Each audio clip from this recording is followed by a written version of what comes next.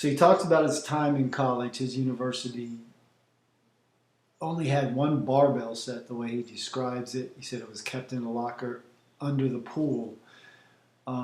So while he's there, he finds out like where the YMCA gym is, and on weekends he travels via bus to the YMCA gym to train.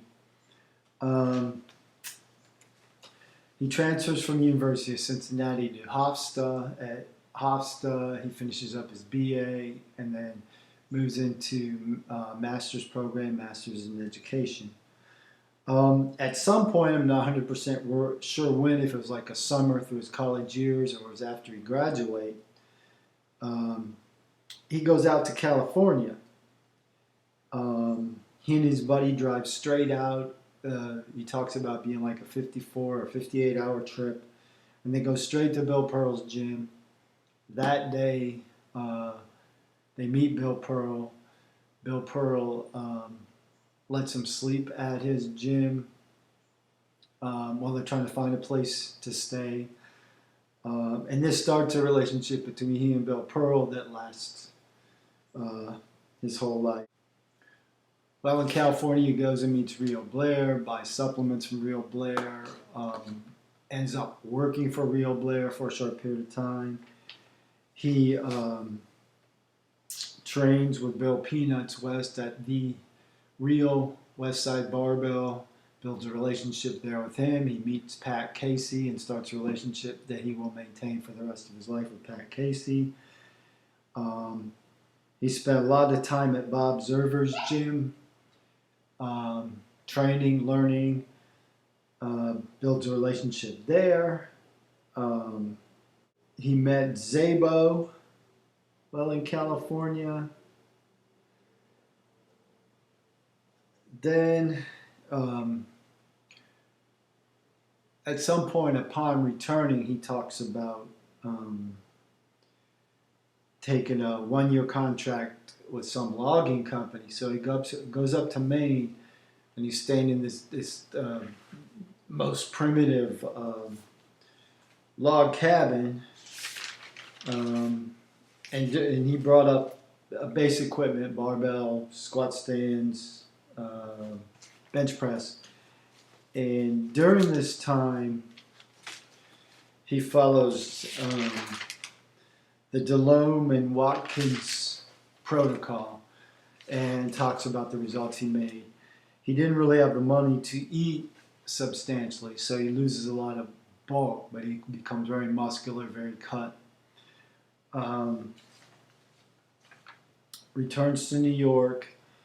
At some point, he goes down and starts working with Arthur Jones and Nautilus. Now, because he has the skills of metalworking, he has knowledge of training, he also had experience driving trucks. He actually, at Nautilus, helps design, build, deliver, set up, and demonstrate the equipment.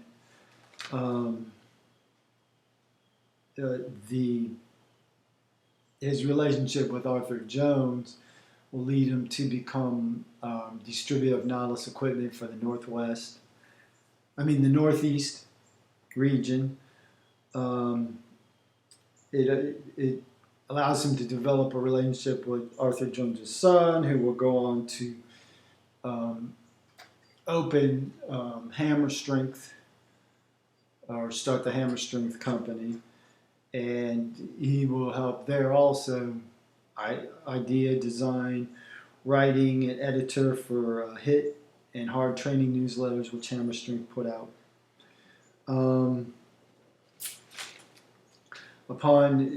At some point, he returns to New York. He's teaching at a school system there. This is where he starts coaching kids, junior high school level. He'll meet Kevin Talbot. But he touched a lot of young kids' lives and helped guide a lot of people to high-level college and professional athletic programs. He will open his own small personal training type facility, and this is long before these things really existed or were big. and he becomes the training coach of strength training coaches. And well, the term was out there. It was used for uh, guys that, number one, achieved fairly high level athletically, studied it academically, and then were legitimate strength training coaches for high level college, university, and professional organizations. There was no internet. It wasn't just some guy, like today everyone calls themselves a coach. You had legitimate credentials and a track record, and you were known. And Dr. Ken will become the prototype strength training coach of strength training coaches. All the best called him in to consult. In 1992, he and a partner opened the iconic Iron Island Gym, which was this amazing, huge facility for legitimate strength athletes. It was not like a Chrome Fitness facility or some trained gym, totally customized, specialized equipment. I'm going to do my best to have a link so you can see an actual video where he himself is actually giving a tour of the gym, and then you'll get an idea what I'm talking about. I'm going to offer a number of different links because hopefully this video piques your interest, because there's so much that I can't cover or get to. So anyway, Dr. Ken returns. He's training people out of his house. In 1985, I believe it was. No, 1980. He moves on to get his chiropractic degree, thus the name Dr. Ken, or the doctor got added. He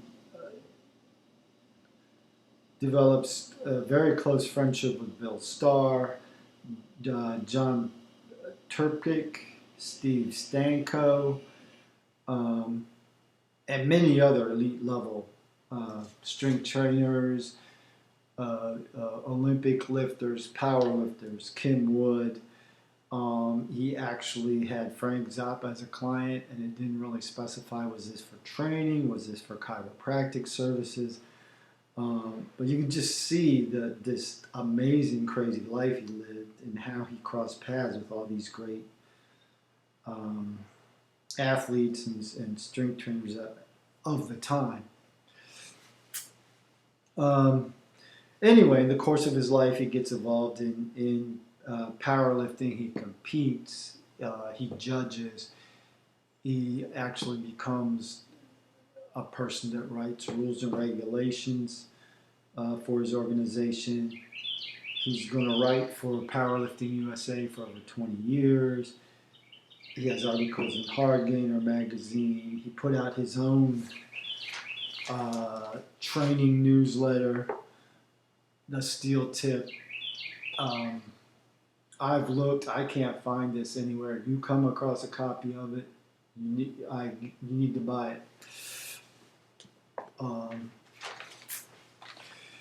He wrote, as we already discussed, for muscular development.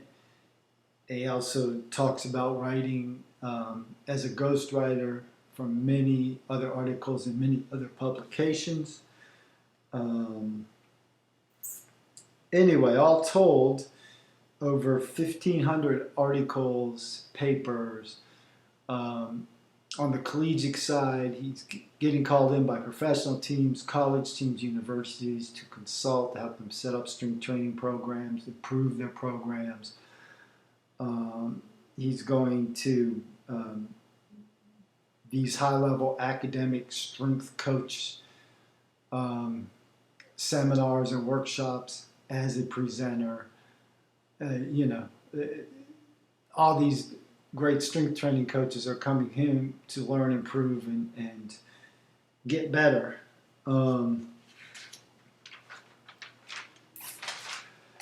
So, as I said, it's my plan to try to have links um, in this video. I'm going to break it down. Um, Hopefully, you would be interested to go check out the links because you're going to learn so much more. And ultimately, this got your interest, so you can seek out more about this true icon in the strength and conditioning world. It's my plan to turn this into a series now where we slowly will start working through his Steel Tip newsletter. So, old Natty, I'm out.